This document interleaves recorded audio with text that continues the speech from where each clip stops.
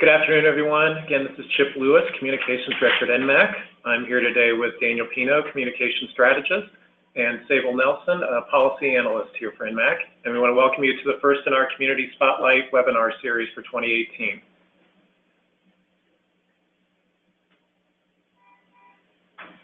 So just to let everyone know, we're on a global mute right now. Everyone's lines have been muted. However, if you have any questions, we definitely want us to be as interactive as it can. So we would encourage you all during the presentation to communicate with us using the chat feature. So if you can there's going to be a little chat drop-down box for you to take a look at, and then you'll be able to talk with everyone and pose a question. We'll be taking a look and monitoring the chat feature during the presentation, so we'll be able to pose your question to the presenter at the appropriate time.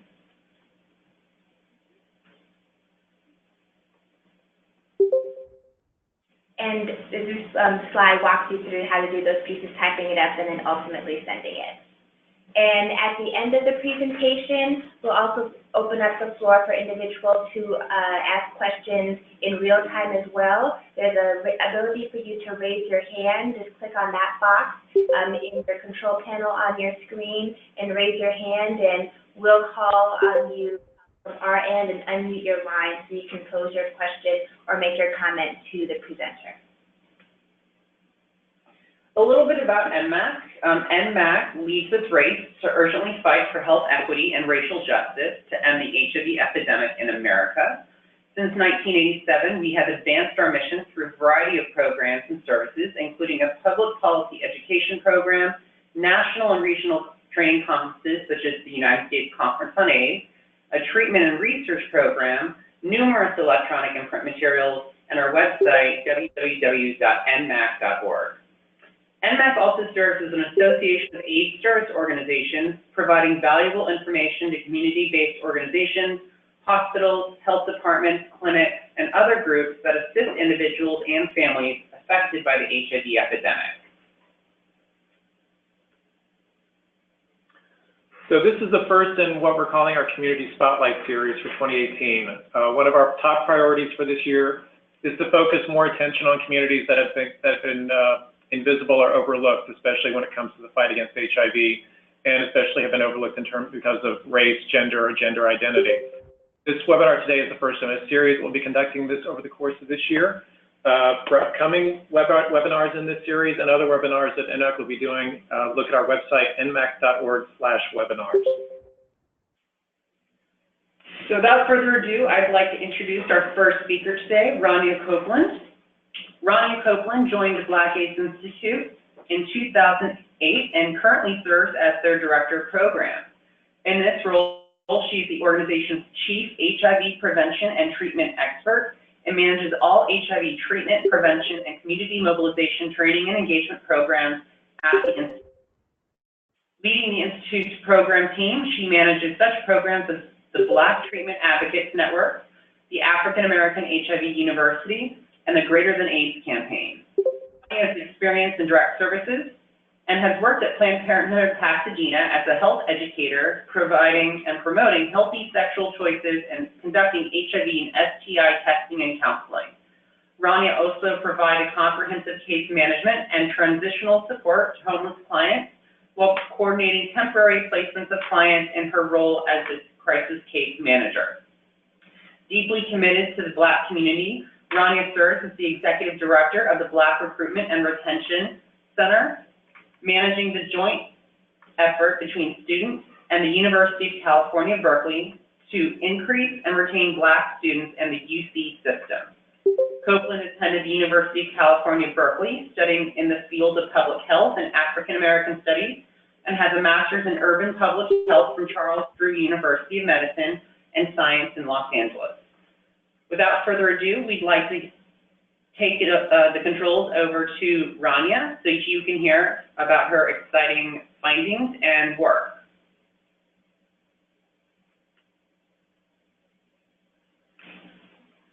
Just a moment.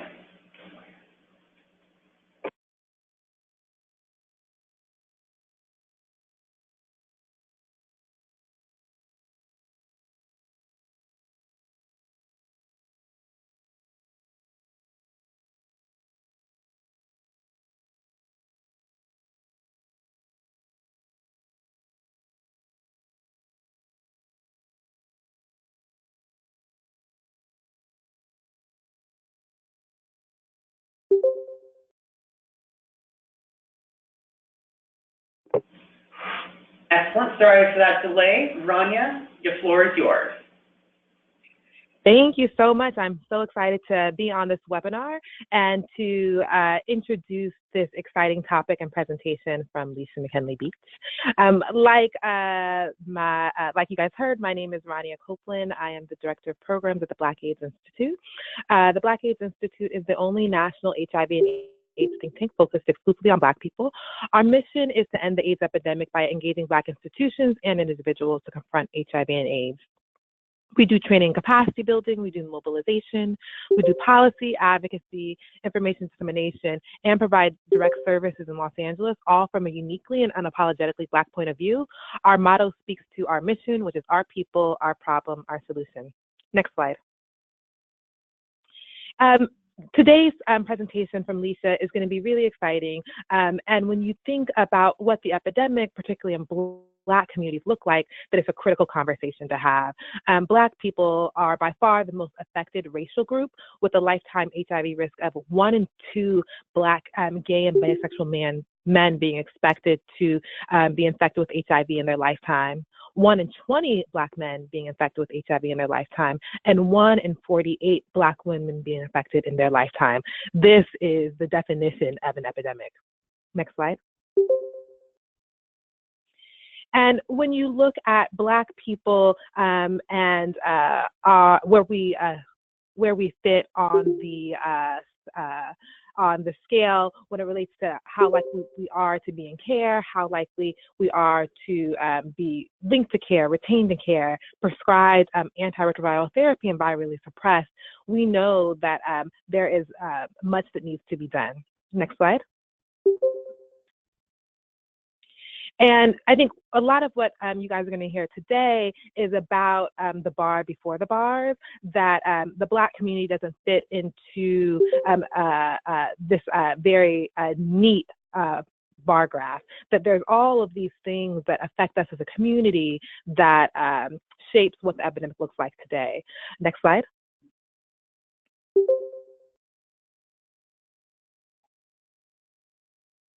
Next slide. We're just experiencing a slight delay with the slides. It is on the run, so just a moment. Okay. My next slide is pretty much my end, but I'm really excited to have Leisha McKinley-Beach go on after me. I've had the pleasure of working alongside Leisha for many years now, working at the Black AIDS Institute together, and then her working in Fulton County as a high impact prevention administrator, and now working with us again. Leisha leads our health department work, and her expertise and experience is so important and so critical when it comes to really thinking about how we actually end the AIDS epidemic in Black communities. When I think about our people, our problem, our solution, I think about Leisha, and I'm happy to have her come up after me. So thank you guys so much. I'm looking forward to hearing Leisha speak, and I'm gonna turn it over from here. Excellent. Thank you, Rania, for that presentation. So turning it over to our headliner for the event is Leisha McKinley-Beach. A little bit about Leisha. She serves as a technical assistance consultant with several health departments and organizations, including the Black AIDS Institute, which you just heard from. In this role, Leisha provides capacity building assistance and training for health departments, prep training for providers serving Black populations and Black women initiatives. Mrs. McKinley-Beach was the previous HIV prevention program administrator for Fulton County Department of Health and Wellness. Programs under her leadership included HIV testing and linkage, condom distribution, HIV partner services, media, training, PrEP clinic, HIV planning, and community mobilization. Leisha has served in HIV prevention leadership positions with both the Florida and Georgia State Department of Health. And Leisha, the floor is yours. Thank you so much. I am so humbled today to be one of the presenters for NMAC's Community Spotlight. It truly is an honor and a privilege to have this opportunity during Black History Month. I want to talk a little bit first about why I chose the title and to dedicate this presentation to a couple of people. So our title focuses on Reunited, and it feels so good. So for some seniors on the call, you'll know that's a famous song by Peaches and Herb, but it also represents, as a community and as a workforce, what we should always be striving for. And that is for our work, our efforts to be uniting us and not dividing us. So I thank, again, NMAC for an opportunity to share just some things that I believe to be true and what we can do to continue to unite us. I also want to thank Rania Copeland for her introduction. Rania has truly been an inspiration to me as well as a mentor over the past year. And she is extremely valuable, not just to the Black AIDS Institute, but also to the work that the Institute is doing domestically as it relates to African Americans.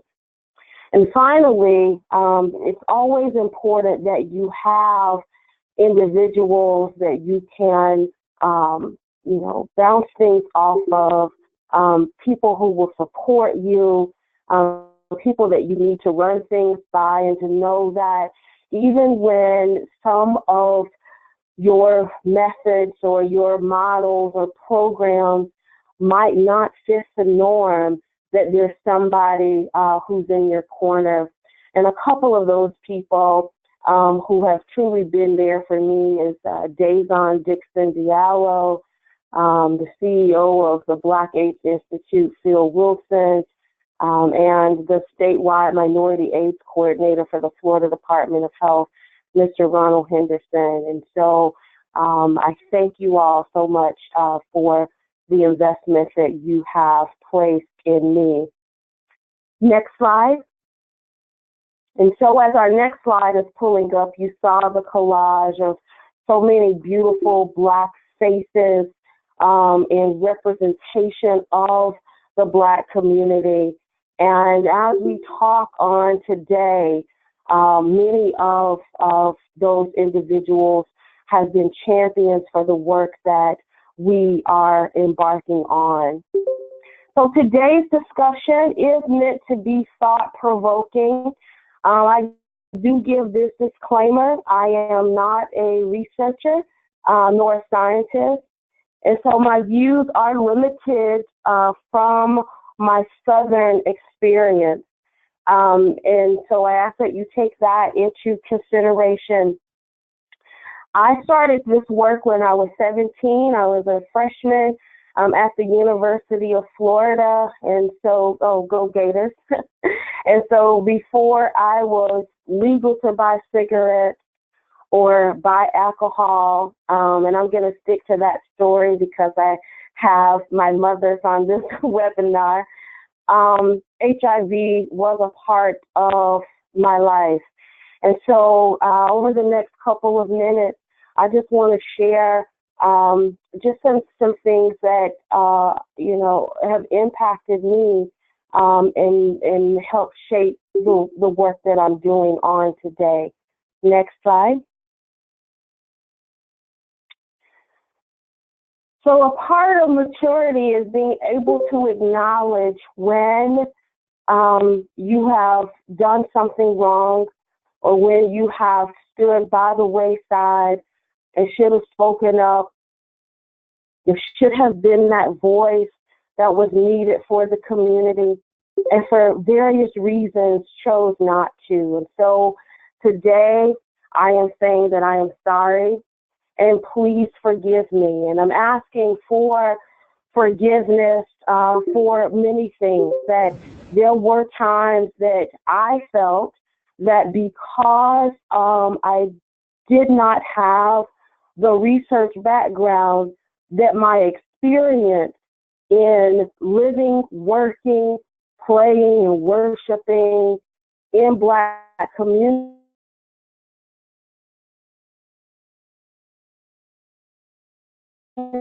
has delayed some of the work that we have done, because I know that I am not alone and that there are others who have a message, who have a voice of things that they know to be true, that work in their communities and oftentimes remain silent. And so this presentation is also for you. Next slide. We use the term men who have sex with men. And I do understand the reason for the terminology. From a data perspective, it gives us a place to measure where the greatest impact of HIV has been within our community. However, this term has left the HIV workforce. It has bled over into our community conversations and our community groups, and it is very stigmatizing, because there is more to a Black, same-gender loving, same-sex, gay man than just his sexual activity. These are men who are husbands, partners, fathers, sons, caregivers, providers, lovers, and friends.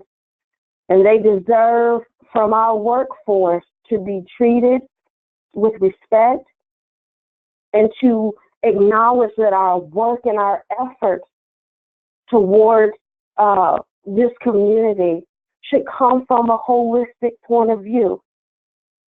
Now, I'm going to ask you to write in the chat box, if you were not using the term MSM, what terminology would you use within our community? And what terminology that you decide to use, I'm going to ask that respectfully, when we're doing community work, that we acknowledge our brothers and our sons in that manner, and that we eliminate the stigma of just addressing them as sexual beings. Next slide. The other term that I've committed not to use is high risk. The term high risk gives a false sense of protection for some women, and for other women, we make a judgment about them being at high risk based on judging a book by its cover. Healthcare providers and even individuals within our own workforce have done an external assessment of what risk is without even having a conversation with women about what some of their risk might be. Next slide.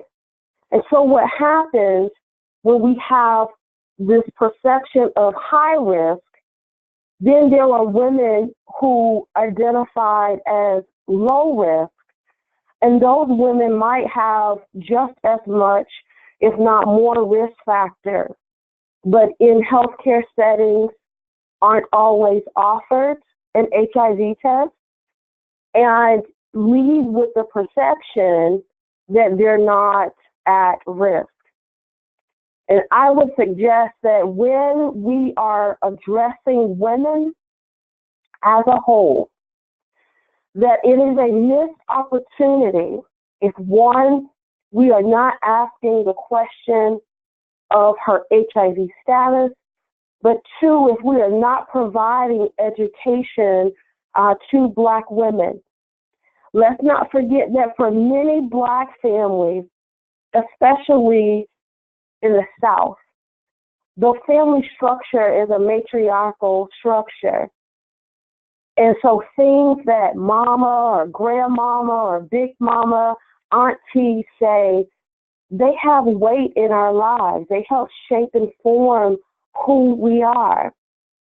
So these women are educated on things such as PrEP, viral suppression, and what that means and how it benefits them individually and how it can benefit their families. We have educated a generation of ambassadors that are going to reach women and men regardless of their sexual orientation, regardless of their age, regardless of their geographical location. This is a great resource that's often underutilized in our work in HIV. And so I challenge us to be mindful of building holistic programs within Black communities and using Black women as that resource.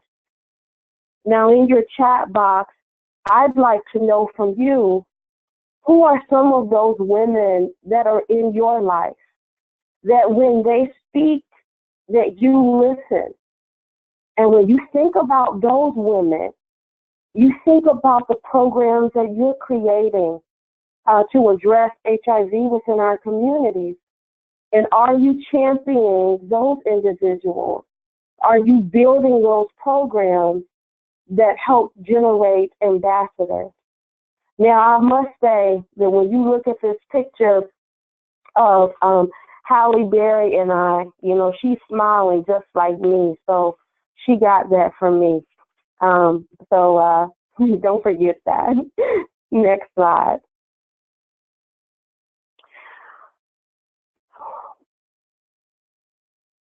Okay. When we look at Black communities, we have been divided by subpopulations and all of these different titles that tell us that we are not united, but we are divided by different groups: bisexual, straight, trans, young, old, seniors in high school, or seniors with an AARP card. But we are connected as a community. The challenge is when we continue to see the epidemic in Black communities through the lens of subpopulations, we do a disservice for not connecting that there's going to be champions, there's going to be supporters, there's going to be spouses, children, parents, and colleagues that are all going to be affected by both people who are living with, people who are preventing, and people who are dying from HIV.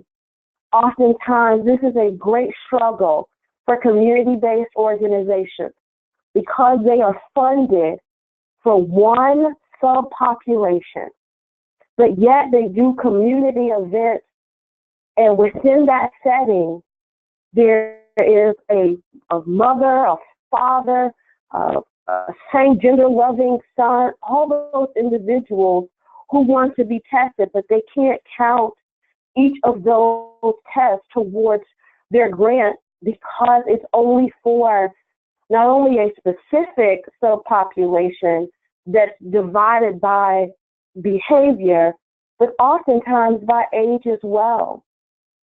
And so what a missed opportunity to look at HIV from a holistic perspective and to say we want to concentrate education and testing within Black communities as a whole.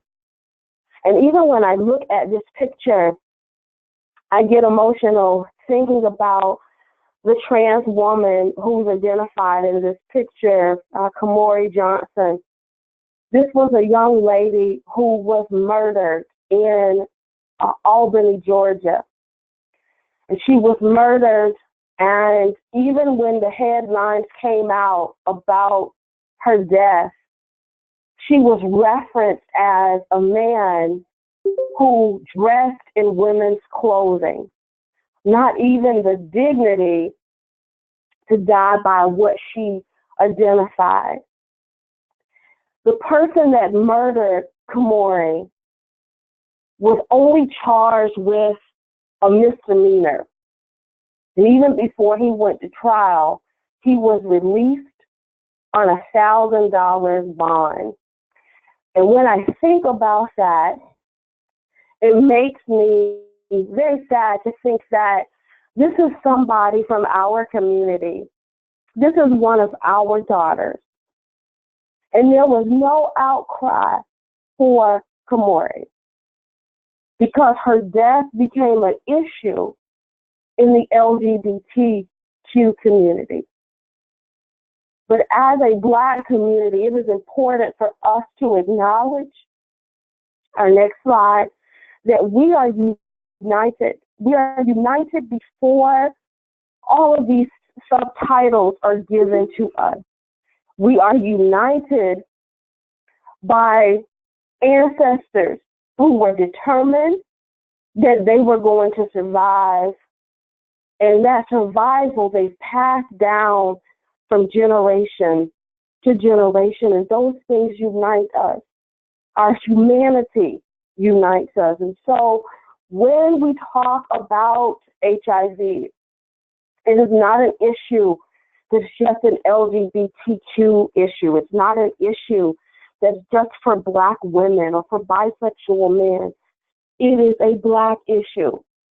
And until we commit to addressing it as such, we're not going to get to the progress that we truly desire to see. When I think about our culture and the impact that it plays on the work that we do, I think about the night that in 2008, when President Obama was announced that he was our next president. And I'd like for you to use your chat box and tell me what were some of the thoughts that went through your mind on that night. I know that the first thing that I thought of wasn't about him being a Black president. The first thing that I thought of was about all the people who voted, who died to vote, who believed that one day, that night in 2008, would come. I thought about, I wish that my great-grandmother was alive, somebody who couldn't read nor write, but made sure during every election that there was a poll worker who would come to our home to read to her the candidate, and she would select her candidate, and then her X was her signature.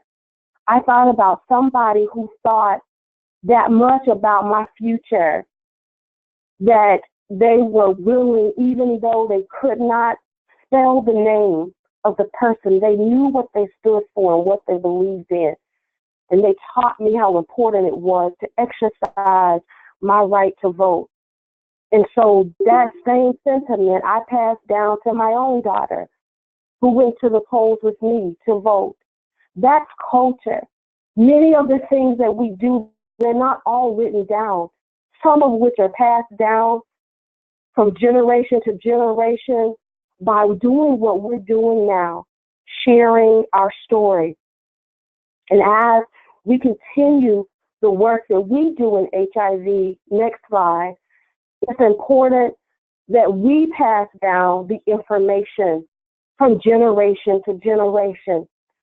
From the very beginning of this epidemic, there were Black leaders and Black advocates who were championing this cause, who were raising awareness, who were being arrested to make sure that we had access to information, access to medication, access to care, and had the right to die with dignity. And so this month I committed to, on my social media, I write a little known HIV Black history fact, because I want to make sure that I do my part for us not to forget, you know, those who came before us, those who have been fighting for us, you know, and those who are now retiring, like the great Phil Wilson, that those stories, his legacy, that they are continued to be known by the people who do this work. And I get so many people who respond to say, I didn't know that, you know, we were, had organizations in the 80s that focused on Black people. You know, I didn't know that HIV was a leading cause of death among Black women 25 to 34, you know, during 2000. I didn't know these things. And so those of us who do know, that should be a part of our legacy to share with others. Next slide. And so oftentimes we criticize media for not covering HIV, but I've highlighted just a few of the sitcoms throughout the years that have had an HIV story or episode, and I'm certain that I've missed some. And I'm going to ask you to use your chat box, you know, and list those other sitcoms or magazines that have covered stories that we want to make sure that we don't forget. And of course, you know, I'm from that 90s college group. The story of Different World with Keisha Campbell and Whoopi Goldberg was a story that I never will forget, because it made HIV real for me to see it in a college setting. Even before stories like Different World and the Parkers, Good Times, and I know I'm taking you back with Good Times, covered an episode from 1976 that dealt with venereal disease, known to some of us as STDs, known to our younger generation as STIs. So we have been covering HIV and STIs and its impact on Black communities for a long time, but we can definitely do more and expand what has been done. The Centers for Disease Control released Act Against AIDS. The Kaiser Family Foundation and the Black AIDS Institute released Greater Than AIDS.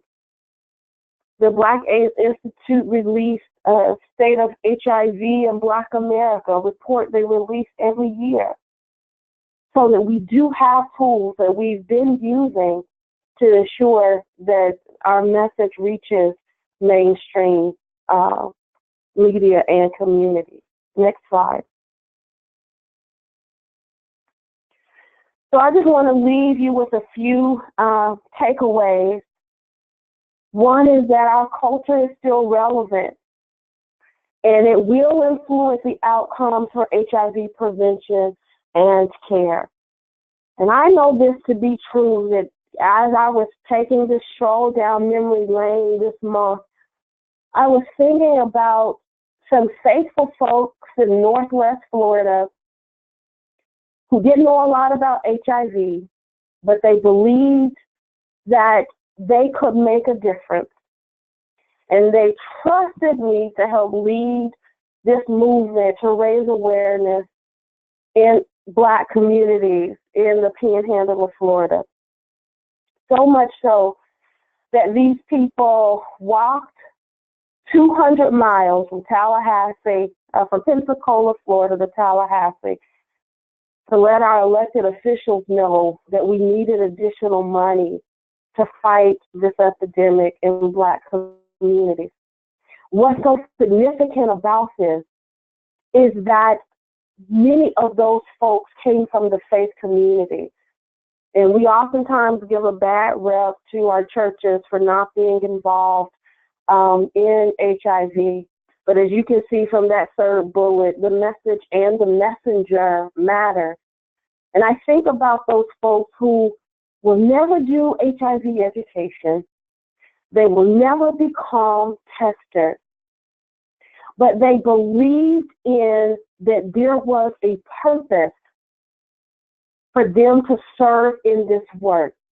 And so they helped lead people to Tallahassee. They contacted media companies. Reporters met us along the way. They fed people. They prayed with us. They opened churches so folks who were tired and fatigued would have a place to rest. And it was something that never made national news. But it's okay, because even, 10, 15 years later, I run into those folks and they talk about how they get tested now because they remembered the work that we did along that route from Highway 90, 200 miles. And so that connection, that bond of that faith community didn't have anything to do with HIV, but it had everything to do with the culture within that faith community. And so I say to you, don't downplay the importance and the significance of who we are and what we bring to the table. Funding for ending the epidemic, it must be flexible to include all of these different components of our community that make us unique and that make us who we are. The ideas and the models that you have might not have been researched yet. They might not have been determined evidence-based yet, but continue to implement them. If they are working, you can connect with scientists and researchers that can help prove that this is effective for the work that we're trying to do to end the epidemic. Next slide. Yes, we can end the epidemic in Black communities. I have no doubt that this will happen within my lifetime, that there are those of us who have to commit to be strong enough that when we have the opportunities to sit in existing tables and to be a part of leadership groups and have these leadership opportunities, that we do not conform to existing models that might not work, but at least we raise awareness and consciousness to transform the thought or the idea of models that we know to be true and to work within our local communities. And I love this phrase, one band, one sound, because that's how we've got to tackle HIV within our Black community. Look at the intersectionality of the subpopulation, what it is that we collectively do together that will have a greater impact than anything that we can do divided. Next slide. Now, there's no way that I could leave this opportunity and not shout out the University of Florida. Those who know me know I bleed orange and blue. But this time, I wanted to focus on our alma mater, and it says, through all kinds of weather, we'll all stick together.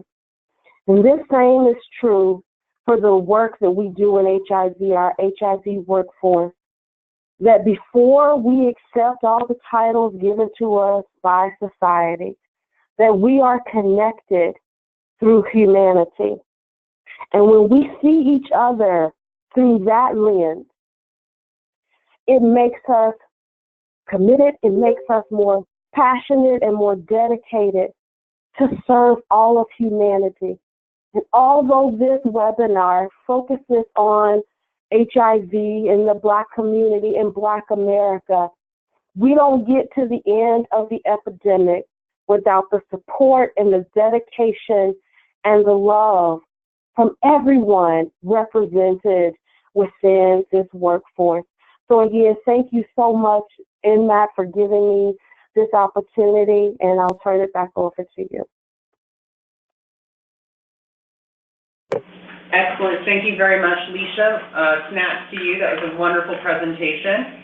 We wanted to open up the door for questions and answers.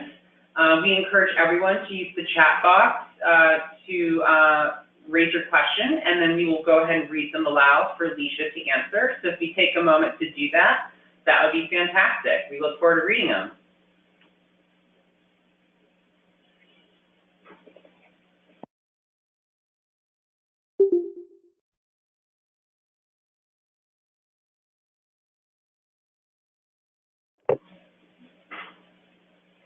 And while everyone's thinking about the questions that you all have for our fabulous speaker, we're also going to launch our first poll question just so we can get an idea of what you all thought of today's presentation.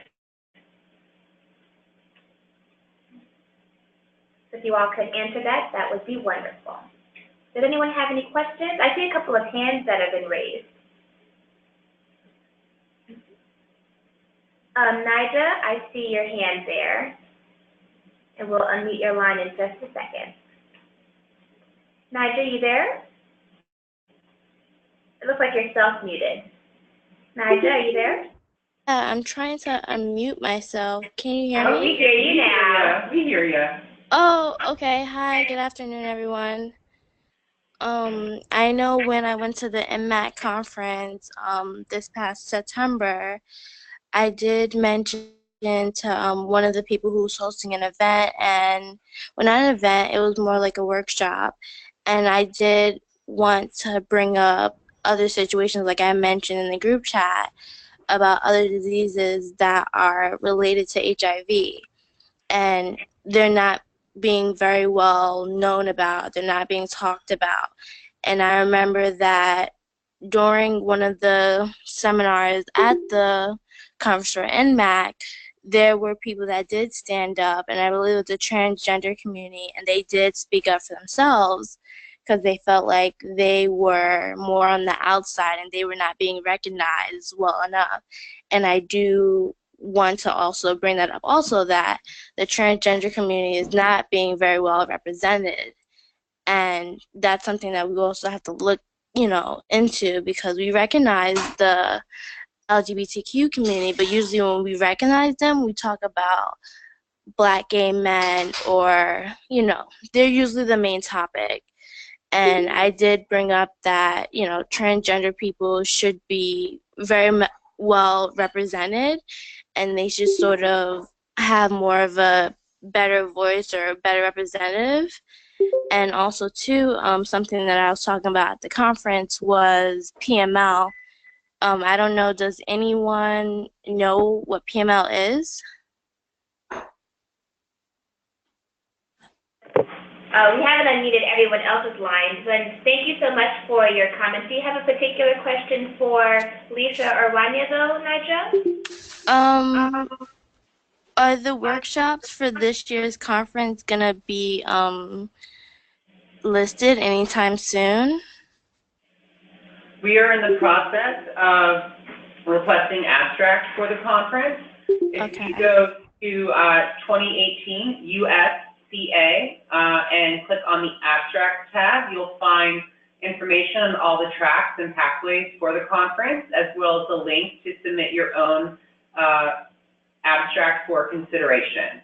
We won't have a final sense of the programs until later on in the year, most likely I would say around July or August, right around the time that we were going to be messaging folks out about the programs that we're offering. Okay. Thank you so much, Nadia. Thanks, Nadia. Does anyone else have any questions? There's a question that came in through the chat box about sharing of the statistics that came from Melanie. The presentation today is being recorded, audio and visual recorded, so you will be able to have access to the recording after this webinar has concluded, and that will be able to provide you the data that Rania was able to provide during her presentation earlier today. And I see that we have a couple more people who have their hands raised. No, we still have Nadia's hand. Is there anybody else who has a question, or let's see if there are any other questions in the chat box?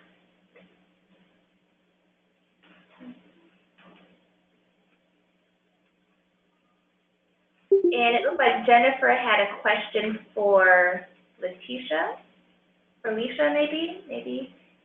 The statement is, I get the gist of the togetherness to address HIV work. What practical day-to-day activities do you recommend to address the division between programs that focus on various populations impacted by HIV? Leisha or Rania? Both of your lines are unmuted. Can you say that one more? Oh, go ahead, Leisha. No, go ahead, Rania. The question is, what practical day-to-day activities do you recommend to address the division between programs that focus on various populations impacted by HIV? You go ahead, Leisha. Okay. Well, I think that, one of the things that I think is very practical is having the program people do what I call staff, an area or a zip code or, a geographic location. And in a staffing, you not only look at, the population that may have, the highest incidence, but you look at that area as a whole. Like what are things that might be affecting HIV in those areas? Who are people who are deemed to be community leaders within those areas, and developing a strategy that addresses not just a specific subpopulation within that area, but looking at it from a holistic approach, because as there are, more testing opportunities, there's, access to health care in those areas, not one subpopulation, but all those populations are going to benefit from that. So just learning how to staff, an entire area by looking at the resources that you have or the lack thereof, and how we can address it from a holistic perspective. I also think that, making sure that you have staff that look like your community is important. I think that a lot of what Leisha talked about, many Black people can attest to. And so if you have people who are from the community, I think that helps in one aspect of it. I think another piece of it is ensuring that the people who are from the community have the power to actually develop their programming is important too, right? So you can bring Black gay men in, but if you say, you just work on Black gay men stuff, as opposed to asking them, this is a program, this is what the program should look like, how do you think as a Black gay man it should look, who should we be targeting, what should be structured as, I think is really important. Because I think that a lot of what Leisha spoke to, people would develop in programs if they have the power to do that. Awesome. Thank you, everybody. Unfortunately, we are out of time, so we're going to have to cut questions and answers there. Leisha, if it's okay with you, can I revert back to our previous slide with your email, and should folks send a message to you directly? I don't think I included my email, and I'm so sorry, so please forgive me. But Chris, you guys are more, you have my permission to send my email out to the full group. It's my name, Leisha. Oh, there it is. I did include it. Thank you. Excellent. So we're going to give everyone a moment to take a look at that, and then we're going to wrap up this webinar. So it'll take just about a minute, so feel free to grab that information, and then we'll conclude.